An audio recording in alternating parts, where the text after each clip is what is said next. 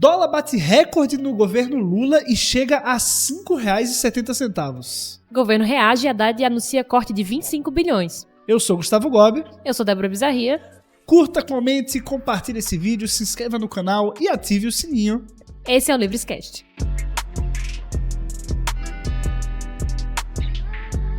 Bom, Débora, o dólar bateu recorde, 5,70.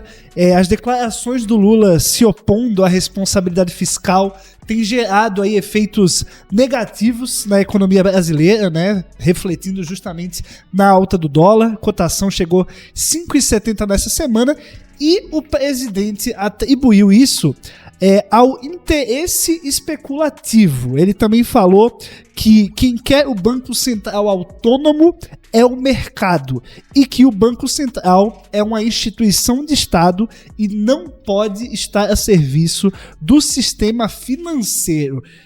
Como é que você acha que o mercado recebe essas informações, essas declarações e como que as declarações de um presidente podem afetar o mercado nesse sentido? Como é que isso funciona? Se a intenção do presidente Lula era diminuir, né, a volatilidade do dólar, né, a desvalorização do real, ele conseguiu exatamente o oposto, né? Toda vez que ele bate de frente com o Banco Central ou com qualquer movimento, né, de mercado, falando que o mercado tá num complô contra ele, alguma coisa do gênero, o mercado fica ainda mais instável. Vale explicar o que é o mercado, né? O mercado são todas as pessoas que negociam, seja em bolsa de valores, e até mesmo consumidores de maneira geral também estão incluídos no mercado. Porque as pessoas têm previdência, têm poupança, enfim, e esse dinheiro acaba sendo investido também em ações, em títulos do governo, inclusive.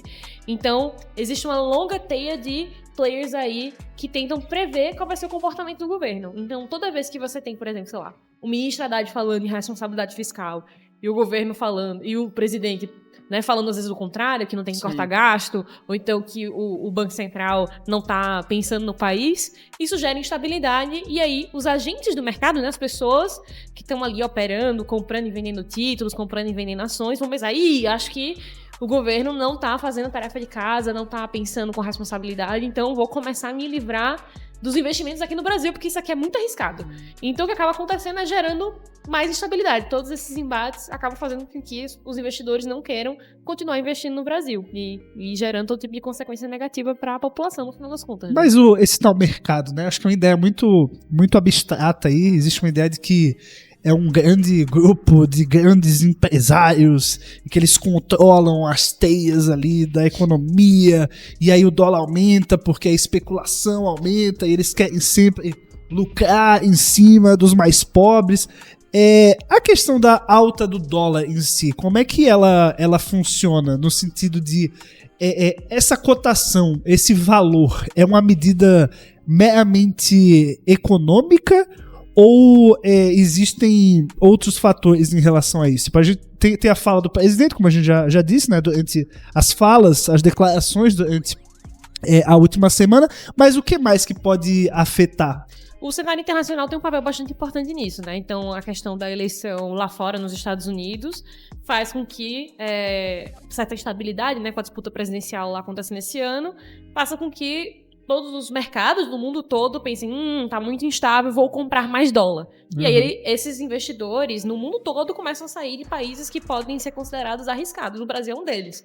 E aí, você soma isso com questões políticas também, né? Porque não é só as decisões econômicas, dependem muito da estabilidade política. Então, se eles veem o governo federal e o Congresso caminhando na direção de responsabilidade fiscal, de pagar as contas, de melhoria das políticas públicas, por exemplo, de mais estabilidade, geralmente essas flutuações externas iriam nos impactar menos. Mas se o presidente está o tempo todo brigando com o presidente do Banco Central, reclamando, não falando em responsabilidade fiscal, ou então se contradizendo em relação a outros integrantes do próprio governo, isso gera mais instabilidade. E aí, em vez de usar a palavra especulação, eu gosto de falar em expectativa. Então, o que muda é a perspectiva que a pessoa tem de futuro. Então, se a minha perspectiva de futuro é pior hoje, eu começo a vender real, né, meus investimentos e ativos em real, e corro pro dólar, que é uma moeda segura e mais estável, que vai me proteger aí de flutuações do humor político. Entendi.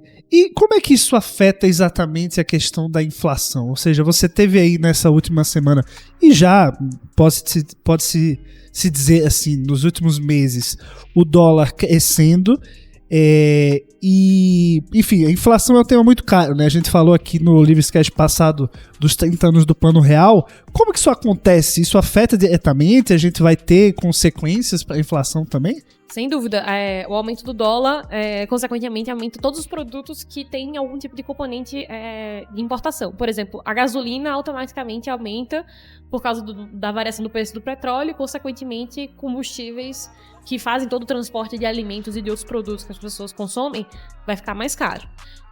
Trigo, que faz o pãozinho de cada dia, também vai ficar mais caro. Então, uma série de produtos que têm componentes importados ou são importados vão ser encarecidos e isso vai impactar o que a gente chama de a cesta de consumo da população, que é uma das formas de medir inflação. Então, querendo ou não, é uma desvalorização quase que automática, em parte, do valor de compra das pessoas. Sim. Mas aí, saindo agora da economia e indo mais para da política, né? A gente viu o dólar crescendo e aí as narrativas políticas já começam a surgir, né? Já começam a se adequar a essa realidade diferente. A gente viu... Já existe, na verdade, né? A narrativa governista de que esse tipo de coisa é culpa do Banco Central, porque o Banco Central é autônomo, porque o governo não tem controle sobre a moeda. Explica um pouquinho pra gente aí o que exatamente é essa autonomia do Banco Central e por que existe esse cabo de guerra entre o governo e o Banco Central. O cabo de guerra eu avalio como uma estratégia majoritariamente política. E eu vou explicar por quê. Em que pese o Banco Central seja autônomo, vários dos diretores são indicados pelo governo. Sim. E as votações sobre mudança da taxa de juros, por exemplo, foram, de maneira geral, unânimes. Então quer dizer que tanto os diretores, vamos dizer, mais técnicos, ou que são do Banco Central, quanto os indicados pelo governo, votam de maneira muito parecida. Então, as decisões do Banco Central, de maneira geral, têm sido muito consistentes com o resto do mundo, com o que se espera, tecnicamente, em termos de política monetária. Então, às vezes, o governo precisa de um vilão ou de alguém para culpar e acaba escolhendo, achando que ninguém tá vendo ali, né? Que tem, né, players do governo também, e o Propriedade e a Simone Tebet fazem parte da Comissão Monetária, né? Sim. Do qual também o presidente do Banco Central faz parte. E tudo isso, e todas essas questões poderiam ser discutidas nesses fóruns e não foram. Então, é parte de uma estratégia política. Qual foi a tua pergunta, né? Perguntei também a questão da autonomia do Banco Central. Como é que isso entra na questão da... Existe a narrativa de que o governo ele precisa voltar a ter o controle sobre a moeda, sobre o Banco Central, que hoje é autônomo, né? A autonomia foi aprovada no governo anterior, no governo Bolsonaro, e aí você tem aí um mandato de 4 anos do presidente do Banco Central, 2 anos em um governo, 2 anos em outro, né? Uma tentativa justamente de equilibrar essas duas forças. No fim das contas, essa briga do governo com o Banco Central é justamente uma questão de tentar colocar o Banco Central de novo debaixo da asa deles? É difícil prever, né, quais são as intenções por trás de falas, né? Mas o que eu acho que é importante a gente relembrar do histórico passado. A gente teve, durante o governo Dilma, um Banco Central, embora, né, historicamente, desde o governo Fernando Henrique, o Banco Central não fosse autônomo, existia relativa autonomia. Então, tinha bem pouca interferência. Até que veio o governo Dilma, em que o presidente Tombini, do Banco Central, começou a fazer o que a gente chama de baixar juros na canetada. O que isso quer dizer? Quer dizer começar a diminuir a taxa de juros sem refletir o equilíbrio de mercado, que é o quanto as pessoas estão poupando na economia e o quanto o governo e outros credores estão demandando de empréstimos. Sim, populismo, né? No fim das contas, populismo para ganhar a eleição. Exato. É isso que a Dilma estava fazendo. Né? Mas querer achar popularidade que vai resolver, né? também. Isso. Achar que vai resolver a economia do país fazendo uma coisa na marra, né? A gente aprendeu que não. E a autonomia foi bem importante, porque no governo Bolsonaro, o presidente do Banco Central foi o primeiro, se eu não me engano, foi o primeiro Banco Central a retomar a volta do crescimento da taxa de juros. Sim. Então, Bolsonaro poderia ter dito na época que o presidente do Banco Central estava querendo prejudicar ele, seguindo nessa toada. Claro que a decisão é técnica, ela faz todo sentido, todos os outros bancos centrais do mundo subiram juros logo na sequência, e a economia brasileira pedia aquilo, porque senão a inflação ia descontrolar, né? Pra quem não lembra, no final ali na pandemia 2021 para 2022, a inflação subiu muito.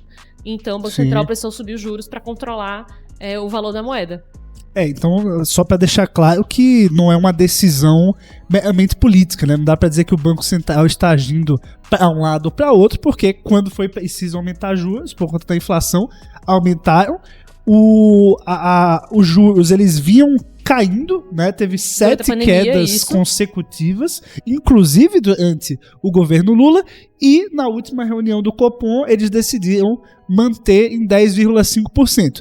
Então não dá para dizer que o Banco Central está agindo de maneira política para prejudicar o governo Lula, né? Exato. Então, independentemente do que os atores estejam falando, o importante é a gente ver as decisões, ler as atas e ver como, inclusive, outros membros do próprio governo tratam a relação com o Banco Central, né? Então, o Galípolo, que deve ser, como especulam, o novo, sucessor, né? Uhum. Ele não votou contra a maior parte das decisões do Banco Central e então isso quer dizer que, assim, boa parte disso é uma tentativa de disputa política de encontrar um culpado para questões econômicas no lugar errado, né? Sim, o culpado, no caso, é o próprio governo, né? Se você tem um credor ali que ele tá sempre dizendo que vai pegar o seu dinheiro e não vai ser responsável com ele, a desconfiança sua vai aumentar. Exato. E você vai naturalmente ficar cada vez mais desconfiado, e a alta do dólar aqui é meramente um reflexo disso, né? É o mercado dizendo, você tá pegando o nosso dinheiro, tá querendo fazer o quê? Tá dizendo que não vai cuidar bem dele?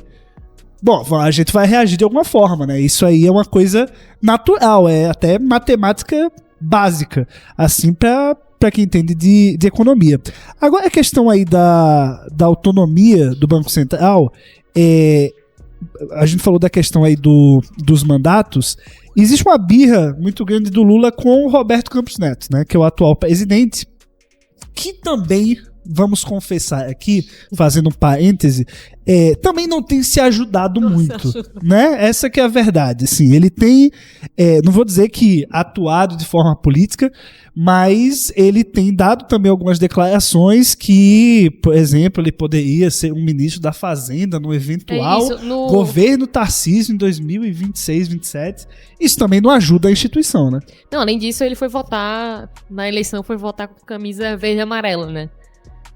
Então, assim, comparando com outros presidentes de bancos centrais autônomos, nenhum deles você vê nada, nenhum tipo de comentário político. Então, em que pese o trabalho dentro do Banco Central do Roberto Campos Neto ser bastante técnico, o comportamento dele fora do Banco Central, muitas vezes na vida privada, aspas, né, de um ator público, tem sinalizações políticas que acabam dando, vamos dizer assim, munição pro governo, munição pro governo falar, enfim, que ele tá agindo de maneira política, e a base do governo, a base petista, principalmente, acaba se utilizando isso. Tá vendo? Ele é bolsonarista, porque ele foi votar com a camisa verde e amarela, fica, enfim, falando, se manifestando, apoiando Tarcísio. Então, isso dificulta a confiança das pessoas na instituição Banco Central autônomo, né? Então ele poderia, assim, fazer um trabalho melhor nesse front de evitar fofocas e comunicação, né? Sobre a vida. Exato, comunicação como presidente do Banco Central. E lembrando do Plano Real, que foi uma lembrança sua, a gente aprendeu, né, que comunicação é fundamental. Se você não se comunica com a população de que você tem um plano, que você tem uma instituição que é confiável, fica muito mais difícil garantir essa credibilidade quando você precisar tomar decisões difíceis, como subir taxa de juros, por exemplo. Sim, medidas que são impopulares, né? E eu acho que é interessante a gente também lembrar que os países no mundo que têm os bancos centrais independentes, autônomos, são as grandes democracias liberais do mundo, as economias mais pujantes. E é interessante perceber também que no Brasil, apesar de ser algo recente, a autonomia do Banco Central, a autonomia institucional mesmo, mas eu acho que dá para dizer também que os melhores momentos econômicos do Brasil foram aqueles em que o Banco Central equilibrava as vontades do governo, né? A gente teve no primeiro governo Lula, ele foi lá e colocou o Meirelles, chamou o Meirelles, né, pro Banco Central, um cara que tinha sido eleito pelo PSDB. Então, assim, ele não estava colocando um esquerdista, um petista de carteirinha.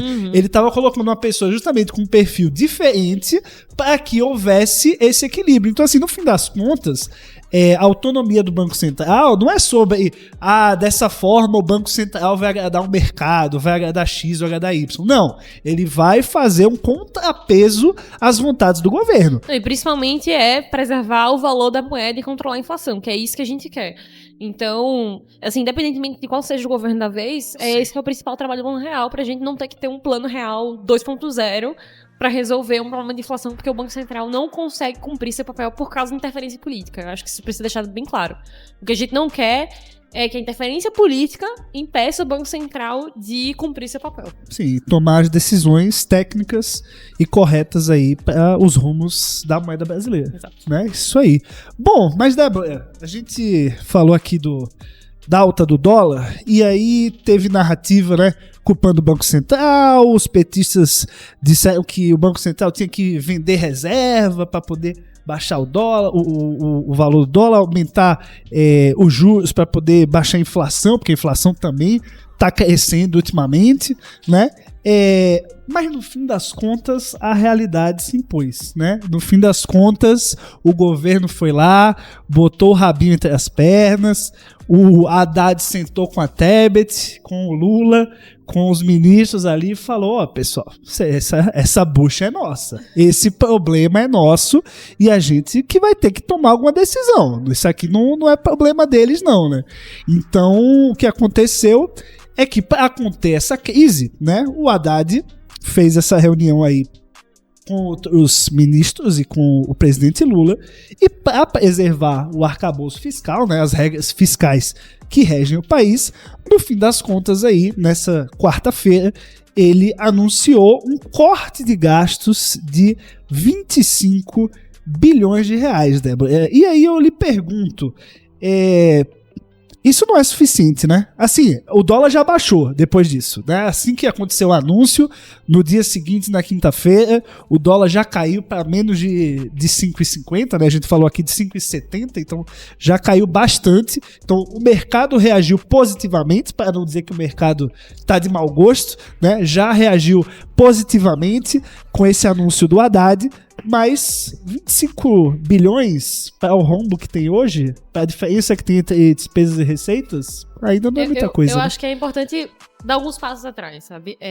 Para além do rombo em si, do buraco entre receita e despesa, a gente fala muito em economia que é a trajetória da dívida. Parece um nome meio complicado, mas o negócio é o seguinte: essa dívida, ela tá crescendo numa velocidade muito rápida, muito alta. Ela tá aumentando a cada ano e você vê que vai virar uma bola de neve sem solução. Então, quando eu tava falando de expectativas, era sobre isso que eu tava falando. Porque no ritmo que essas dívidas elas vão crescendo e vão se acumulando, quem tá emprestando dinheiro, que é a sociedade brasileira e investidores estrangeiros também, ela olha para o governo e pensa: esse cara não vai me pagar. Sabe? Pois é, esse cara é caloteiro. Né? E aí, conforme o governo vai não sinalizando, vai sempre sinalizando que vai gastar um pouquinho mais, deixando... Ah, não, a gente vai poupar, fazer superávit, né? Vai poupar ano que vem. Não, mas vai ficar para próximo mandato o método do Lula. Paulo Guedes, né? Da próxima semana. Exato. Vai ficar para depois. Mês que vem eu vejo. E isso vai aumentando o custo do próprio governo, né? Vai aumentar a taxa de juros futura, vai diminuir as expectativas do mercado, vai criar essa confusão que a gente tá vendo. Então, para além dos 25 ou 50, ou seja lá o que o governo decidir cortar, a sinalização sobre levar o ajuste fiscal a sério é um problema. Em 2023, dando uns passos atrás, quando estava sendo discutido o próprio arcabouço fiscal, né, que o Haddad querendo preservar, Marcos Lisboa, Marcos Mendes, eu vou chamar os Marcos e outros autores... Os Marcos. Da Marcos.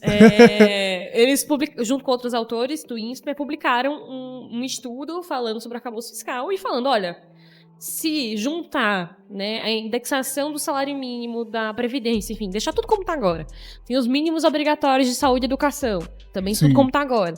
E o governo quiser cumprir todas as promessas de campanha, isso aqui não vai dar, vai ter que escolher. Ou entrega tudo que estão prometendo, ou cumpre o arcabouço fiscal. E eu acho que essa conta tá chegando já, nesse momento. Não tem nem 2 anos, né? E já tá chegando. Exato, né? De um ano pro outro, né? Foi no ano passado, esse documento saiu. Então, vale dizer assim, e o pior, né? Tá sendo cortado sem ter uma longa discussão sobre outras políticas públicas que poderiam ser avaliadas depois da aprovação de novos subsídios para a indústria automobilística, né? Teve até aquela fala do Lula que disse que ficou impressionado com a quantidade de subsídios. Parece que ele não sabe. Tava fora do Brasil, né, irmão? Tava passeando, né? Tava em Marte. Então, o que é fundamental pra gente como sociedade é fazer o seguinte: olha, esse negócio de ficar cortando... Claro, quem cortar é importante, né? Mas muito mais do que simplesmente cortar gasto, é entender onde cortar para que a gente veja, ok, quais são os programas que não estão gerando emprego, não estão gerando renda, que não estão indo para a população que realmente paga imposto nesse país. Pra onde é que tá indo esse dinheiro? Super salários também, né? Ontem teve o lançamento do livro do Bruno Caraza, e assim, o nível que a gente gasta com o judiciário, com o penduricalho, com o Ministério Público, com, enfim, várias elites. Fica a recomendação, inclusive, né? Como é que é o livro dele? O nome do livro é O País dos Privilégios. Pois é, se quiser saber aí onde cortar, exato, né? Tem um livro explicando aí, e acabou de ser lançado. Vão ser 3 volumes, viu? Pô, então é muito privilégio mesmo, viu? Vão ser quase a trilogia do Tolkien, dos Senhor dos Anéis, de tanto privilégio que tem nesse país. Então, assim... então, assim, quer dizer o seguinte, a gente precisa começar a levar o orçamento a sério. E aí eu digo, o governo, o Congresso Nacional também, que não ajuda, começa a desaprovar a desoneração da folha para proteger o emprego, né? O próprio governo também. Então, se a gente não começar a levar a sério, tratar o dinheiro do pagador de impostos com a responsabilidade para usar da melhor maneira possível, para chegar em quem é mais pobre, para chegar em saúde e educação de maneira eficaz, que gere realmente aprendizado e que gere tratamento e saúde para as pessoas, a gente vai ficar patinando nisso todo ano, fingindo que cuida do dinheiro, aí chega no final do ano, tem que fazer um corte e partes significativas do orçamento foram capturadas por grupos de interesse, né? Seja empresas, seja uma elite do servidorismo público, consegue aumento à torta direita, e o cara que tá lá atendendo na ponta tem um saláriozinho baixo, porque vale a pena dizer isso, não é todo servidor público, tá? Não, é elite, a gente tá falando da elite do funcionalismo público, gente. Então, a elite do setor privado e a elite do servidorismo público muitas vezes captura o orçamento para si, e a gente não quer isso, porque isso torna o país mais endividado e menos livre.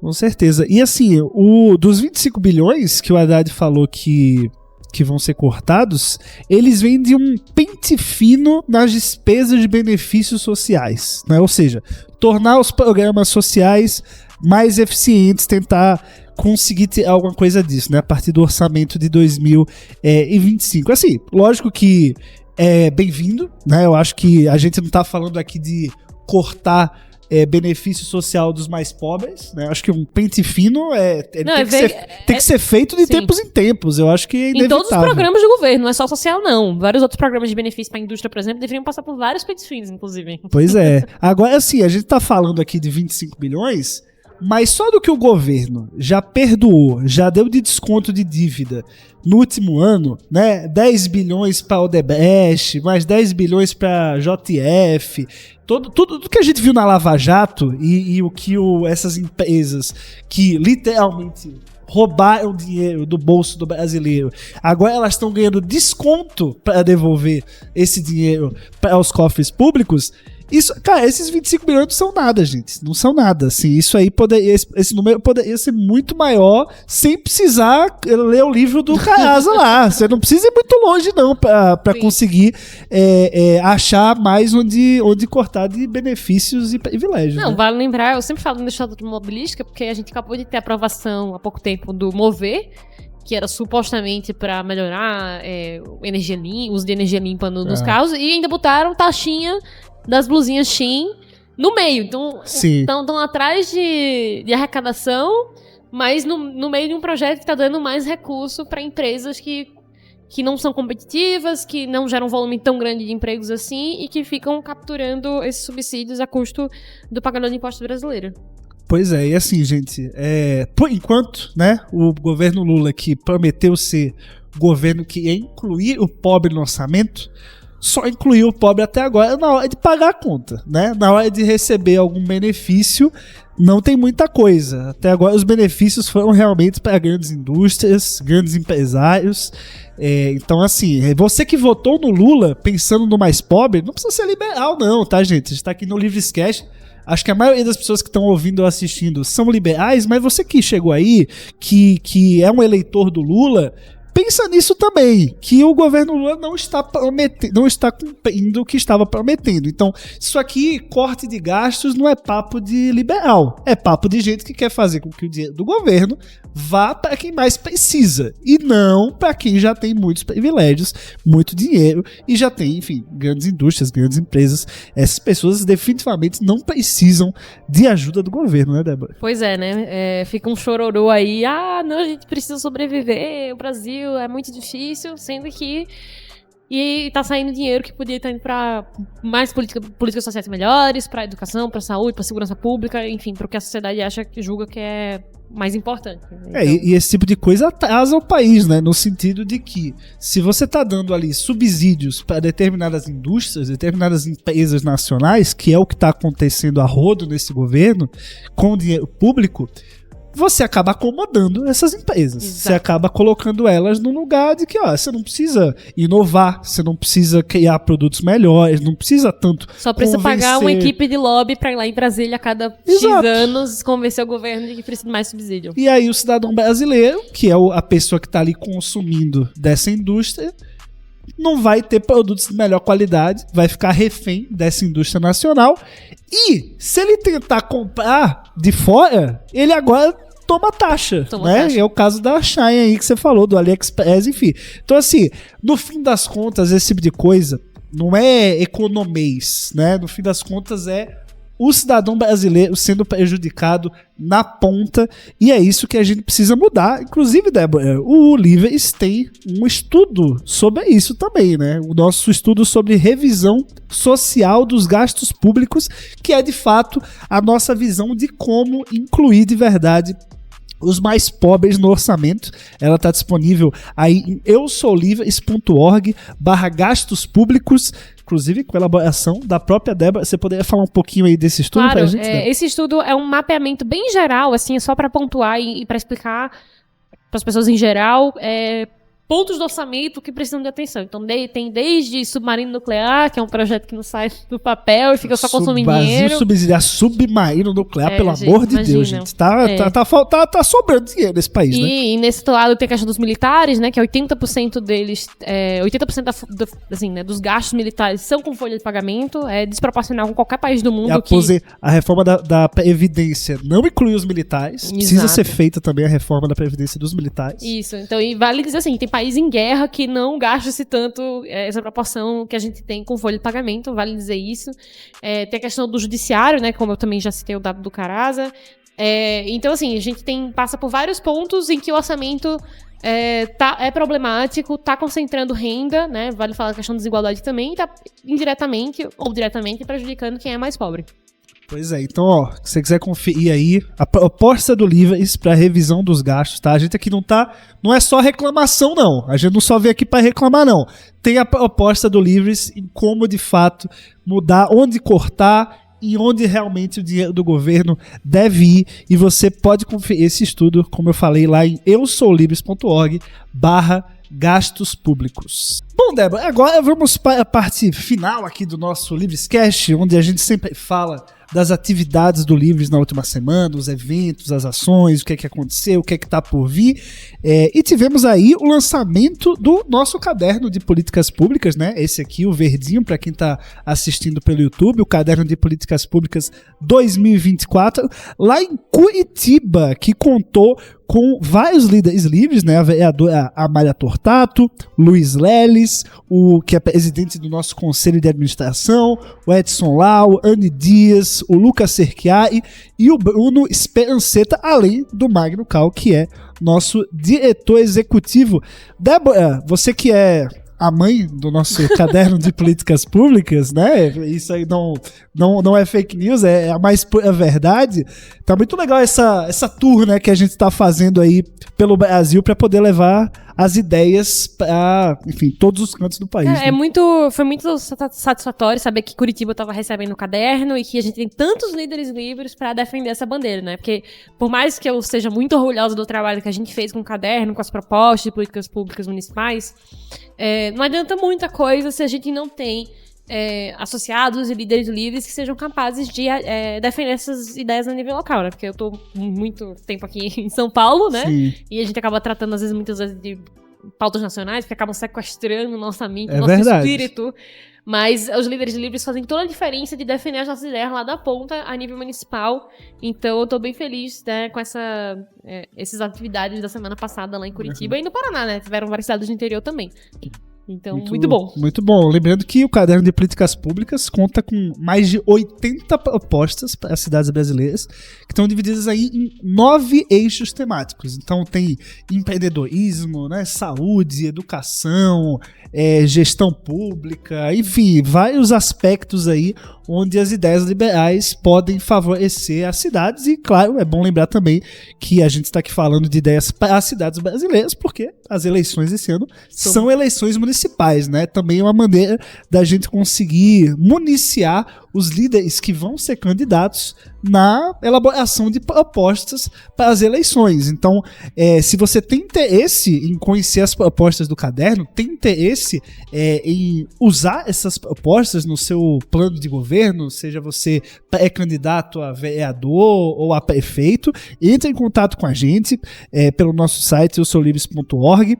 A gente está realizando vários termos de compromisso também. Sim. Né, com pessoas, com pré-candidatos que às vezes não são associados livres, não são líderes livres, mas viram o caderno, gostaram de algumas propostas, querem defender essas propostas, né, querem se comprometer com essas propostas, e a gente está celebrando esses termos de compromisso também. Isso é muito legal, porque ajuda também a gente sair da bolha, né? Até gente que nem se considera liberal, de fato, mas, pô, se o cara das 80 propostas ele quiser abraçar 5, a gente não vai dizer não. Não, exato. E vale reforçar o quanto isso consegue fazer com que a gente avance, de fato, essas pautas de maneira concreta.